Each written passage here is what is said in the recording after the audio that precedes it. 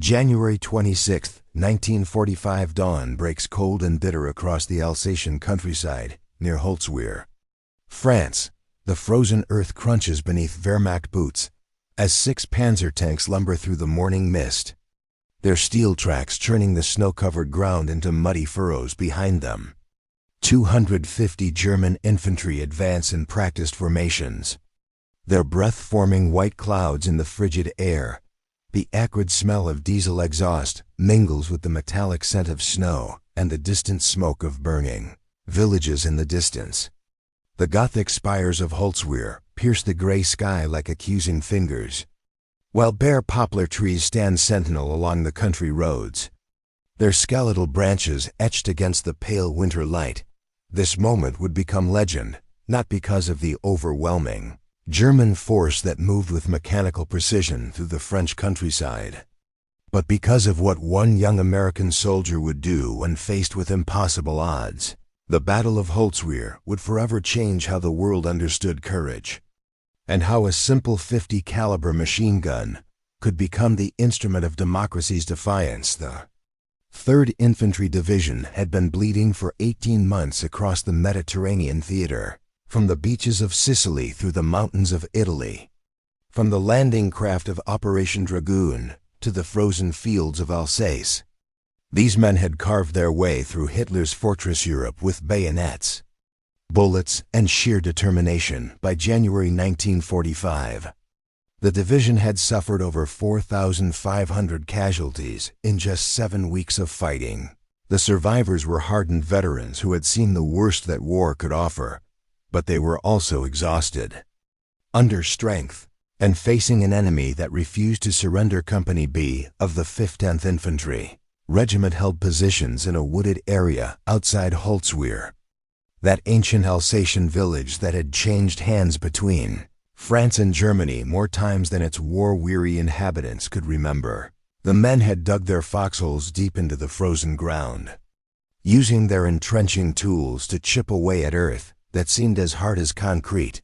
Their rifles were clean, their ammunition counted and recounted, their eyes constantly scanning the tree line for movement. They knew the Germans were coming. The question was when and how many. Second Lieutenant Audie Murphy commanded these men. Though at first glance, he seemed an unlikely warrior standing barely 5 feet 5 inches tall and weighing just 112 pounds. Murphy looked more like a high school student than a combat commander. His baby face and soft-spoken manner belied the fact that he had already become one of the most decorated soldiers in the quiche European theater. The sharecropper's son from Hunt County, Texas, had joined the Army in 1942 by lying about his age, turned away by the Marines and paratroopers for being too small, accepted reluctantly by the infantry. But size, as the Germans were about to learn, had nothing to do with the magnitude of a man's courage. Murphy's journey to this frozen field had been written in blood across 3 countries. Sicily had been his introduction to combat, where he learned that war was not the glorious adventure depicted in newsreels, but a grinding, intimate violence that tested every fiber of a man's being. At Salerno, he had watched friends die and learned that survival often depended more on instinct than training. The Volchano River campaign had taught him that leadership meant making decisions that could cost lives, including his own. Each battle had stripped away another layer of the boy he had been, revealing the steel beneath. Now, as the German force approached through the morning mist, Murphy faced his greatest test through his field glasses. He could see the Panzer tanks advancing in a classic combined arms assault, the kind of attack that had steamrolled across Poland, France, and Russia in the early years of the war. These were not the desperate, under-equipped German units of late 1944, but veteran troops from the 19th Army, experienced soldiers who knew their business and fought with the desperation of men defending their homeland. German commanders who planned this assault had every reason for confidence. 6 Panzer tanks against a single depleted American company represented overwhelming firepower advantage. The mathematics of warfare seemed to favor the attackers. decisively -250 experienced infantry supported by armor against perhaps 40 American soldiers spread thin across defensive positions. The German tactical manual called for a ratio of 3 attackers to 1 defender for a successful assault. Here they had more than 6 to 1. Victory seemed not just probable, but inevitable.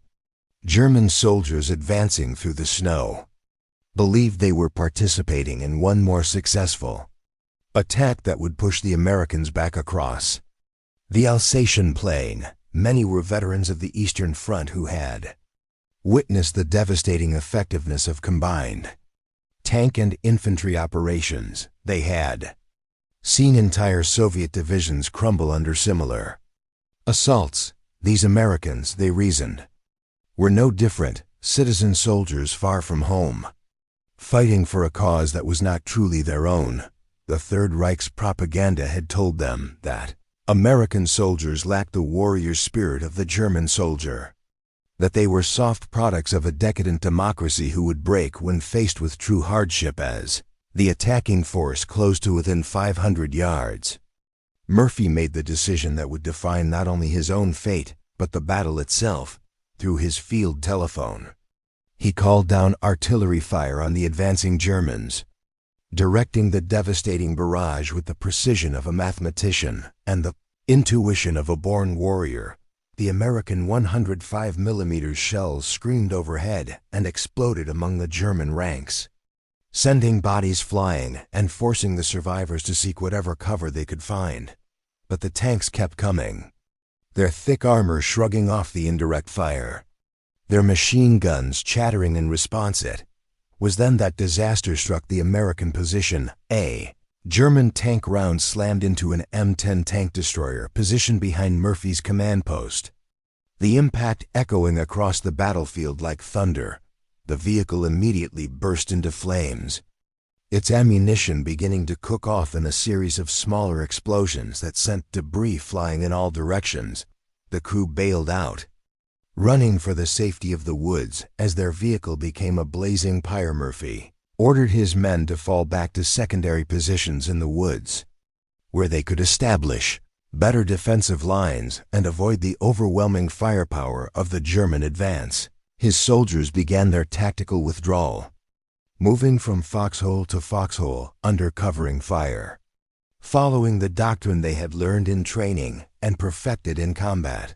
But Murphy himself remained at his exposed forward position, continuing to direct artillery fire through his field telephone, calling down strike after strike on the advancing enemy. The German assault had reached the critical moment. The Panzers were now within 100 yards of the American positions, close enough that their main guns could deliver devastating direct fire.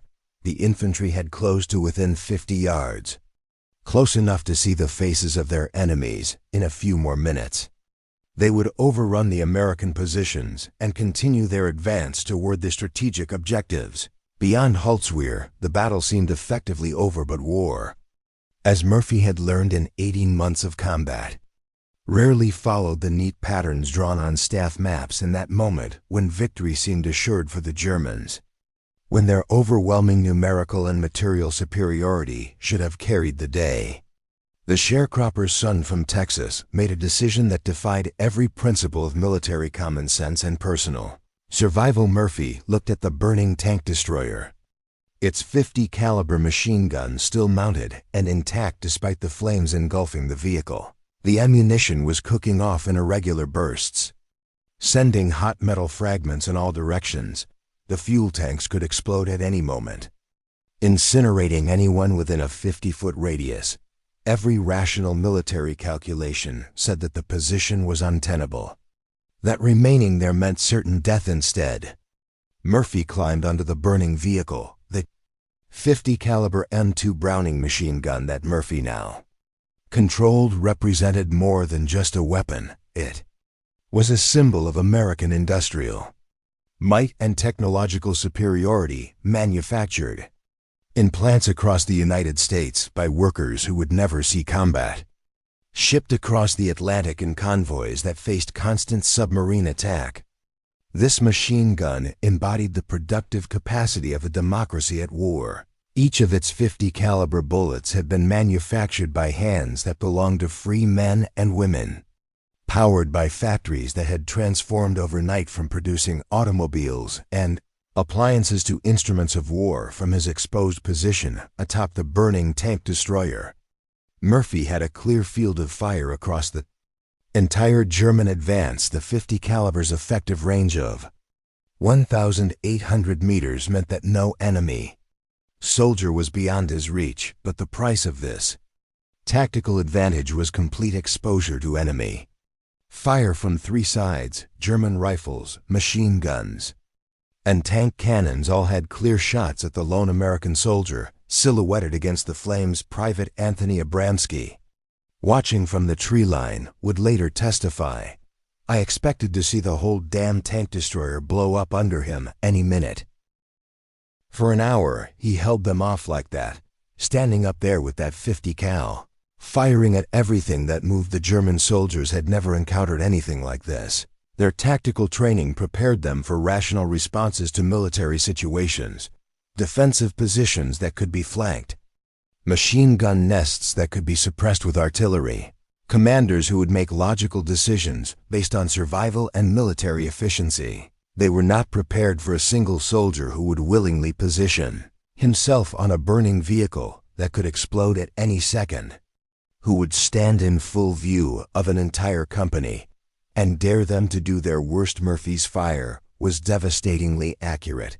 Each squeeze of the trigger sent heavy 50 caliber rounds screaming toward the German positions at 2,900 feet per second.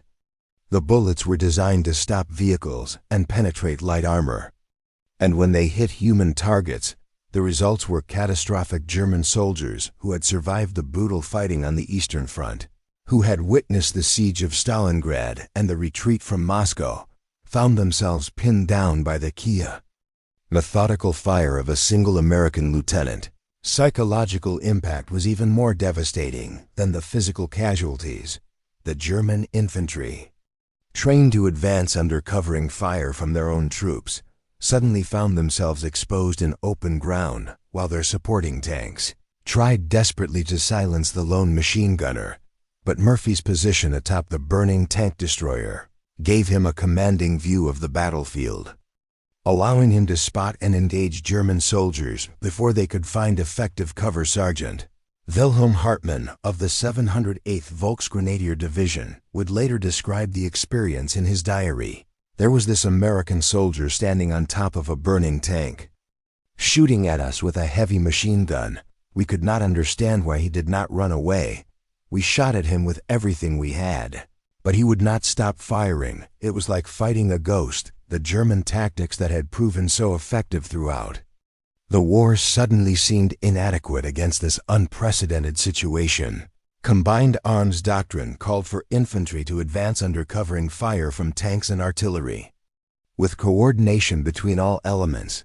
But Murphy's position created a focal point that disrupted the entire attack. German tank commanders found themselves forced to expose their vehicles to direct fire in order to eliminate the machine gunner, while infantry units that tried to advance found themselves caught in devastating crossfire. Murphy's ammunition belt ran through the machine gun in long, controlled bursts. He had learned in Sicily and Italy that sustained automatic fire would overheat the barrel and jam the weapon at the worst possible moment. Instead, he fired in short, precise bursts, each one claiming multiple German casualties. His marksmanship, honed by years of hunting rabbits and squirrels in the Texas countryside to feed his hungry family, now served a deadlier purpose. The minutes stretched into an hour, and still Murphy held his impossible position. German artillery began to bracket the burning tank destroyer, sending shell fragments whistling past his head. A machine gun squad attempted to work around his flank, only to be cut down when Murphy swiveled the heavy weapon in their direction. Another group of soldiers tried to approach from his right side.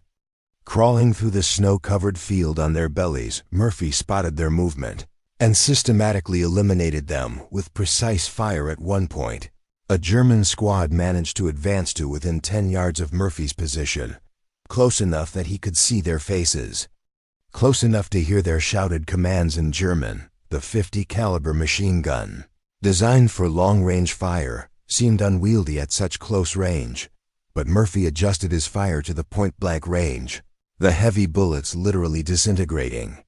His targets at such close distance. A German tank shell finally found its mark, exploding near the tank destroyer and sending shrapnel into Murphy's left leg. The wound was serious enough to cause significant bleeding and impair his mobility under any normal circumstances. This would have been the signal to abandon the position and seek medical attention instead. Murphy ignored the wound and continued firing. The sound of the 50 caliber machine gun became a constant presence across the battlefield, a mechanical rhythm that seemed to mock German attempts to silence it. Each burst of fire represented not just American military technology, but American industrial capacity.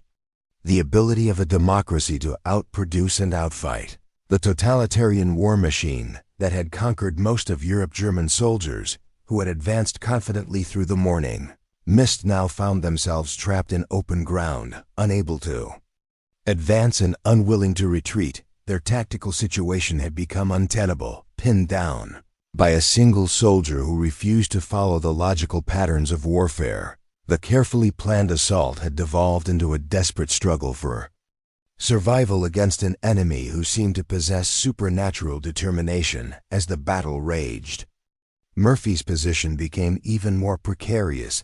The tank destroyer's fuel began to burn more intensely, the flames reaching higher and spreading across more of the vehicle. The ammunition continued to cook off in irregular intervals, each explosion threatening to trigger a catastrophic detonation that would end Murphy's stand in an instant. The metal of the vehicle became so hot that it began to glow, and the heat made it almost impossible to remain on the turret. But Murphy understood something that his German opponents did not. This was not just about military tactics or strategic objectives.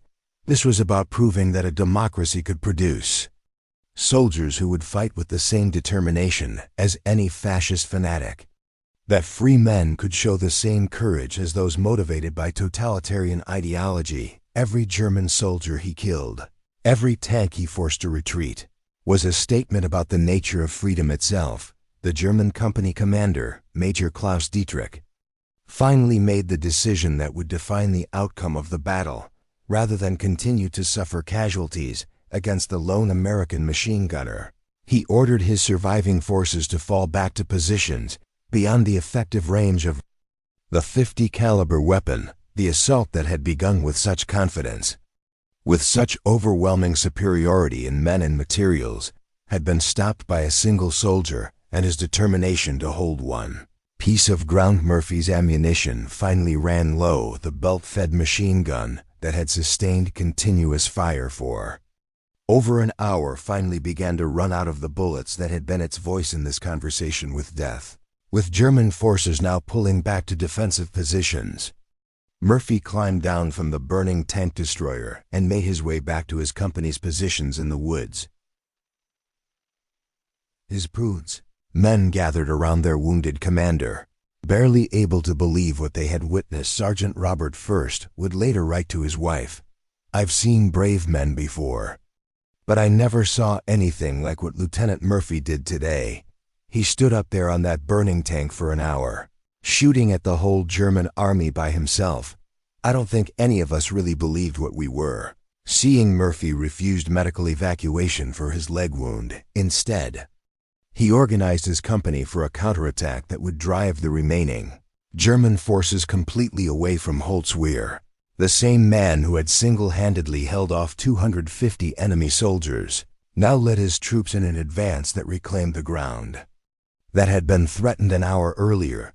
The psychological impact of Murphy's stand had so demoralized the German forces that they offered only token resistance to the American counterattack. The battlefield fell silent, except for the crackling flames of the destroyed tank destroyer and the moans of wounded soldiers from both sides. The snow around Murphy's position was stained red with blood. and the acrid smell of gunpowder mixed with the smoke from burning vehicles.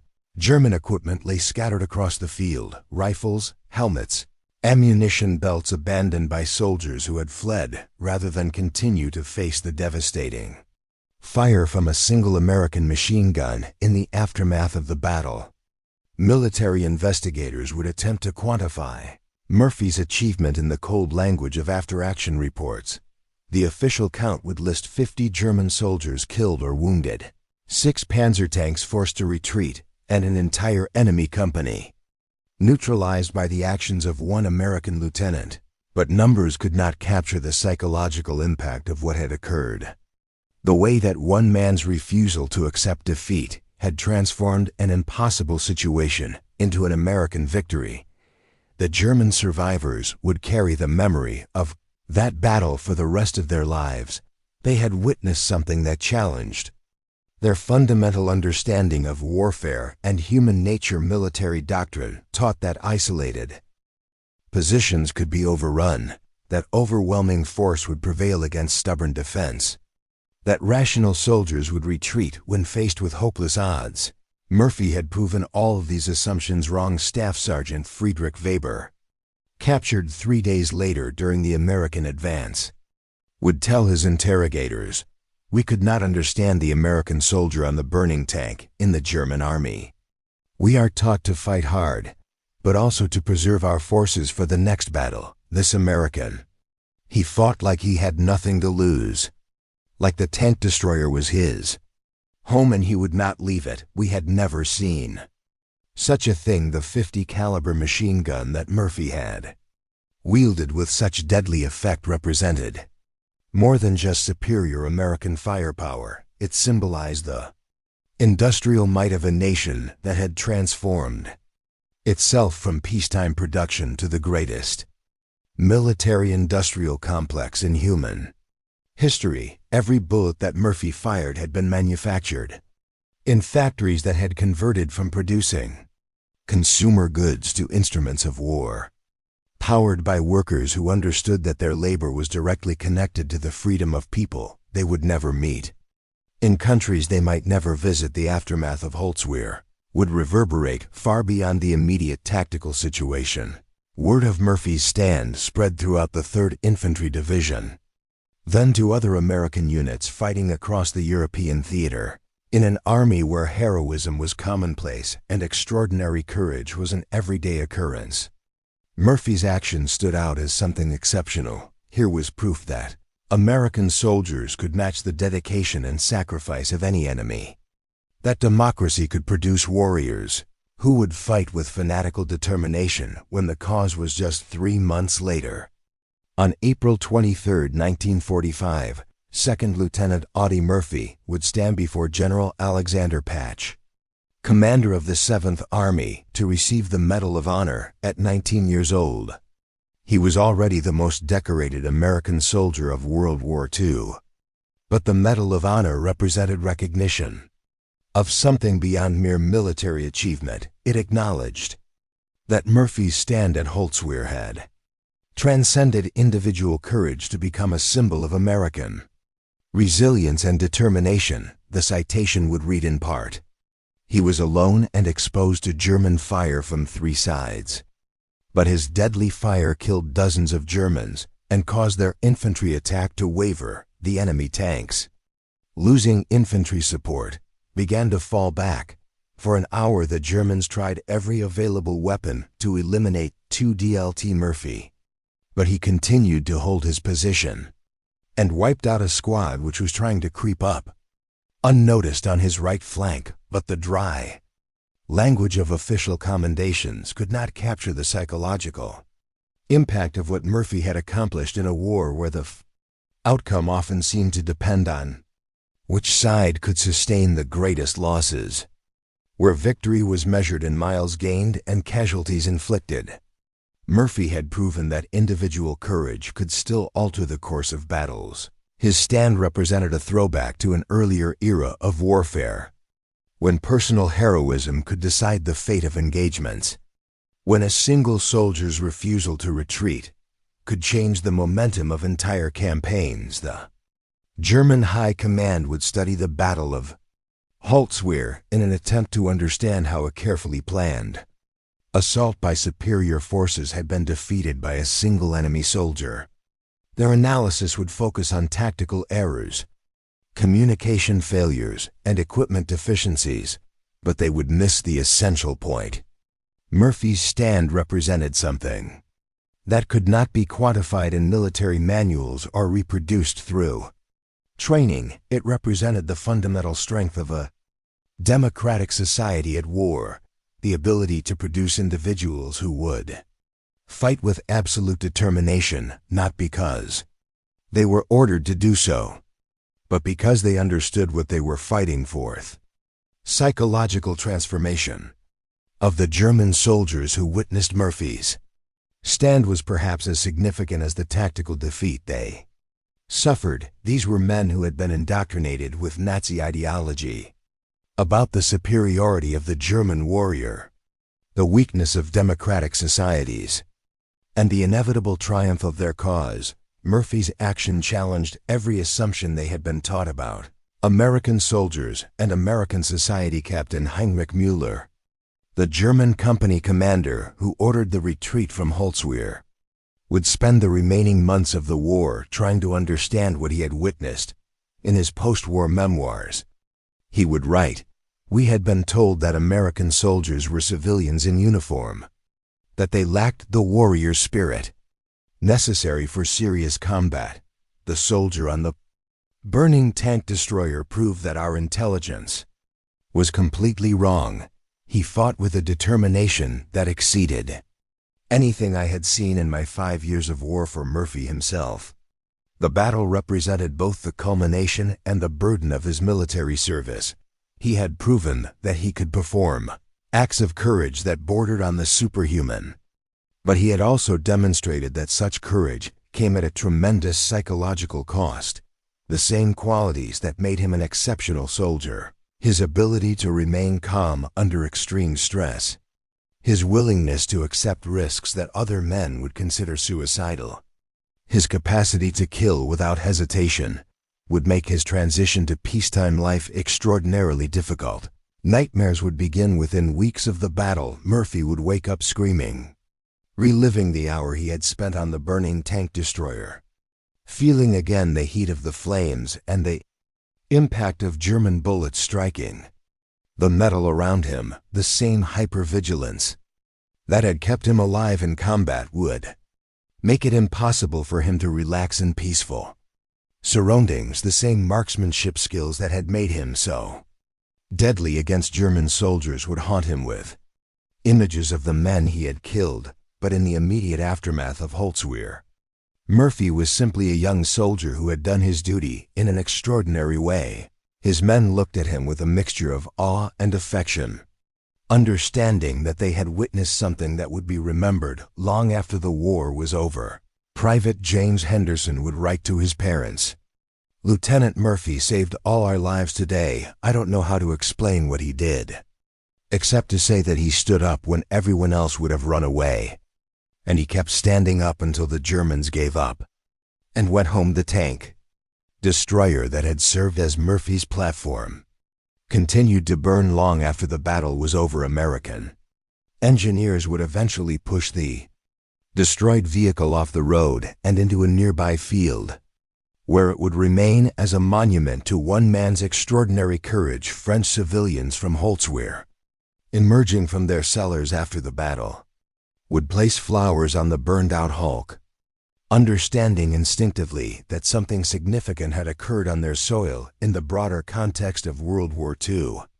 The Battle of Holtzwihr was a minor engagement, barely worth a footnote in the grand sweep of military history, but it represented something essential about the nature of the conflict between democracy and totalitarianism. Murphy's stand proved that free societies could produce individuals willing to make the ultimate sacrifice, not because they were compelled to do so, but because they understood the value of what they were defending. The .50 caliber machine gun that had been Murphy's weapon of choice represented American industrial democracy at its finest.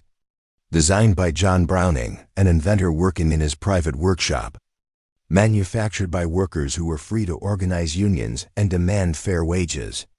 Shipped across the Atlantic by merchant sailors who volunteered for dangerous duty. This weapon embodied the productive capacity of a free society at war. Every round that Murphy fired had been manufactured by hands that belonged to free men and women. The brass casings had been formed in factories where workers could speak their minds. Without fear of arrest, the gunpowder had been mixed by chemists who were free to publish their research and share their knowledge. The bullets themselves had been cast by workers who could vote for their leaders and criticize their government without fear of reprisal. In Murphy's hands, the .50 caliber machine gun became more than a weapon. It became the voice of democracy itself, speaking in a language that totalitarian soldiers could understand. German retreat from Holtzwihr marked the beginning of the end for Nazi resistance in the Alsace region. Murphy's company would continue to advance, driving back German forces that had been demoralized by their encounter with the lone American machine gunner.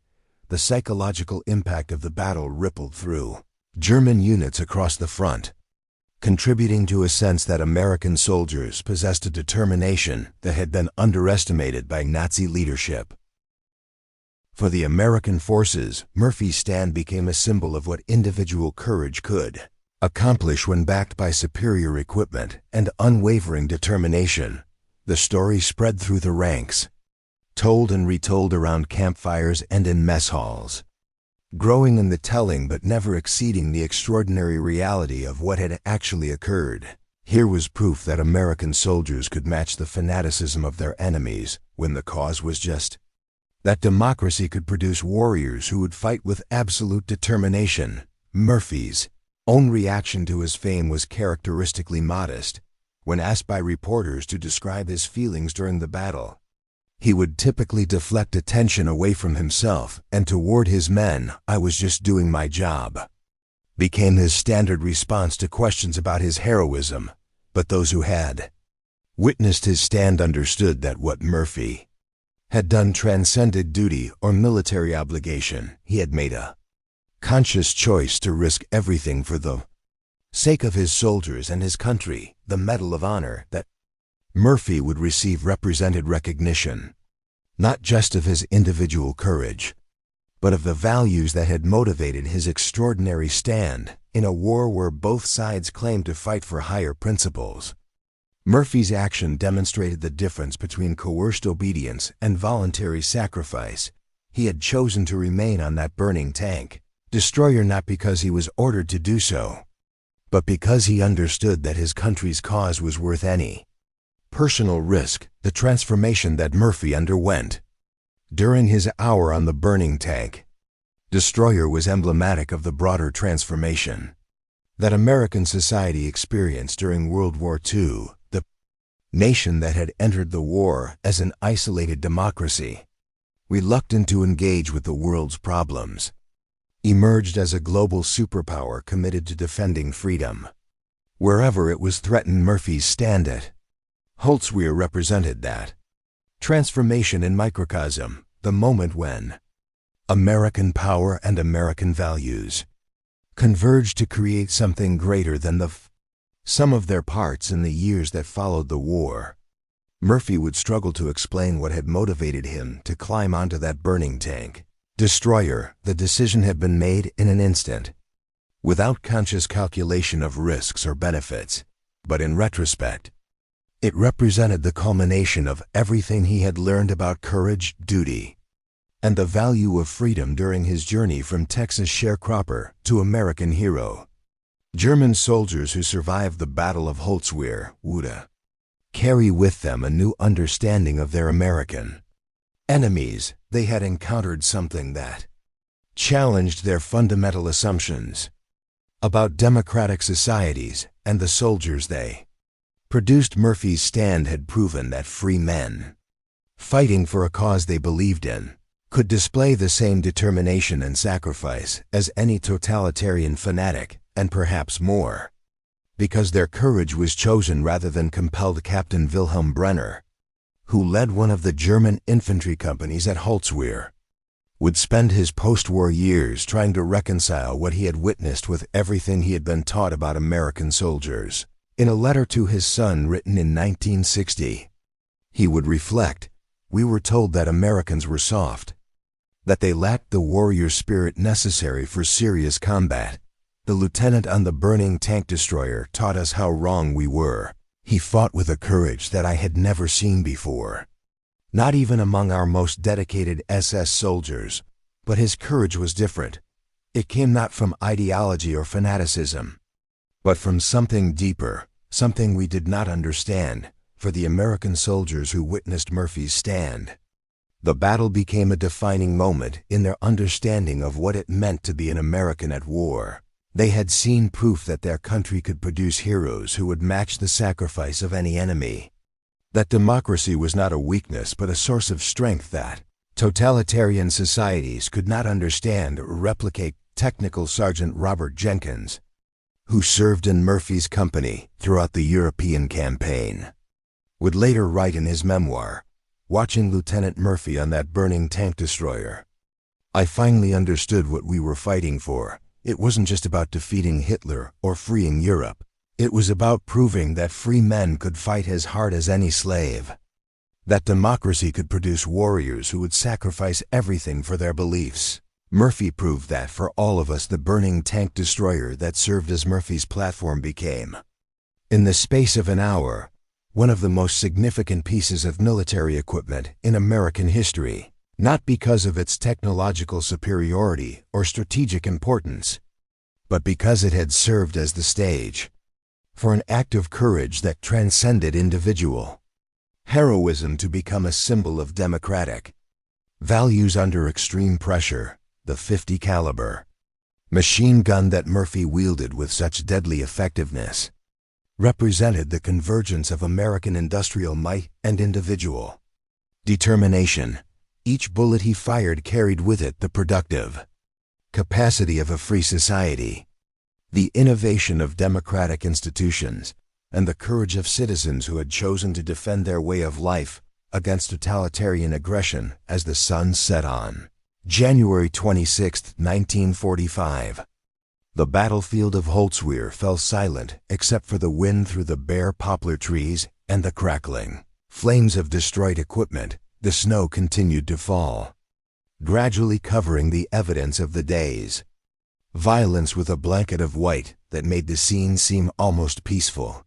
But the memory of what had occurred would endure long after the physical scars of battle had healed. Murphy's stand had proven that in the contest between democracy and totalitarianism, individual courage could still decide the outcome of battles. His refusal to abandon his position when faced with overwhelming odds demonstrated that free societies could produce warriors who would fight with the same determination as any fanatic, but for reasons that were fundamentally different and ultimately stronger. The German prisoners captured in the days following the battle would be questioned extensively about their experience at Holtzwihr. Their responses revealed a profound psychological impact that went far beyond the tactical defeat they had suffered. They had encountered something that challenged their understanding of American soldiers and American society. Something that suggested the superiority they had been taught to believe in was an illusion. Corporal Ernst Hoffmann, captured on January 28th, would tell his American interrogators, "The soldier on the burning tank, he was not like other Americans we had fought. He seemed to have no fear, no concern for his own safety. We shot at him with everything we had, but he would not stop firing at us.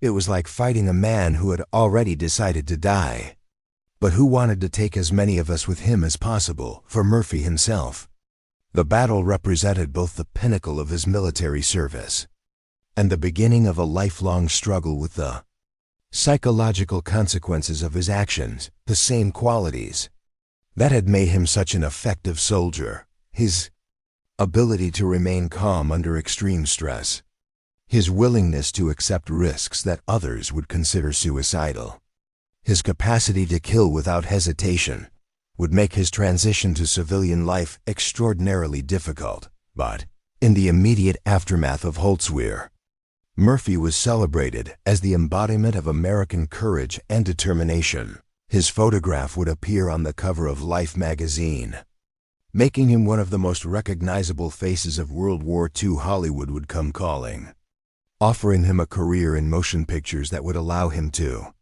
portray the heroism he had actually lived. The transformation of Murphy from anonymous soldier to national hero reflected the broader transformation of American society. During World War II, the nation that had entered the war reluctantly, still influenced by isolationist sentiment and uncertain about its role in world affairs, emerged as a global superpower with a clear understanding of its responsibility to defend freedom. Wherever it was threatened, Murphy's stand at Holtzwihr became a symbol of that transformation, the moment when American power and American values converged to create something that neither enemy propaganda nor Allied expectations had fully anticipated. Here was proof that democracy could produce warriors who would fight with absolute determination, not because they were compelled to do so, but because they understood the value of what they were defending. 50 caliber machine gun that had served as Murphy's weapon continued to fire in the hands of American soldiers throughout the remainder of World War II and beyond, in Korea, Vietnam, and conflicts around the world. The same basic design would continue to serve as the voice of American military power, but none of those later actions would carry the same symbolic weight as Murphy's hour on the burning tank destroyer at Holtzwihr. The French villagers who emerged from their cellars after the battle understood instinctively that they had witnessed something extraordinary. They would place flowers on the burned-out hulk of the tank destroyer, creating an impromptu memorial to the young American lieutenant who had risked everything to defend their village. Their children would grow up hearing the story of the soldier who had stood alone against an entire German company, and they would pass that story on to their own children in turn. In the end, Murphy's stand at Holtzwihr transcended the immediate military situation to become something larger, a demonstration that the values of democracy and freedom could inspire acts of courage that matched or exceeded anything that totalitarian ideology could produce. The sharecropper's son from Texas had proven that free men fighting for a cause they believed in possessed a strength that could not be broken by overwhelming odds or superior firepower. The burning tank destroyer became a metaphor for democracy itself, damaged, outnumbered, surrounded by enemies, but still capable of fighting back with devastating effectiveness. Murphy's refusal to abandon his position, even when faced with certain death, demonstrated that free societies possessed reserves of strength that their enemies could not understand or duplicate. As the years passed and World War II became history, Murphy's story would be told and retold, inspiring new generations of Americans who faced their own challenges and threats. The lesson of Holtzwihr was simple but profound. When free people understand what they are fighting for, they are capable of extraordinary acts of courage and sacrifice. The 50 caliber machine gun that Murphy wielded with such deadly effect became a symbol of that truth, the voice of democracy, speaking in a language that tyrants could understand, backed by the industrial might of a free society and wielded by citizens who had chosen to defend their way of life. The echo of that machine gun, firing from atop a burning tank destroyer on a cold morning in January 1945, would resonate through the decades that followed. A reminder that in the contest between freedom and tyranny, courage, individual, chosen, and freely given, remains the ultimate weapon. Murphy's hour at Holtzwihr proved that democracy's greatest strength lies not in its institutions or its technology, but in its ability to inspire ordinary citizens to perform extraordinary acts when the cause is just and the need is great.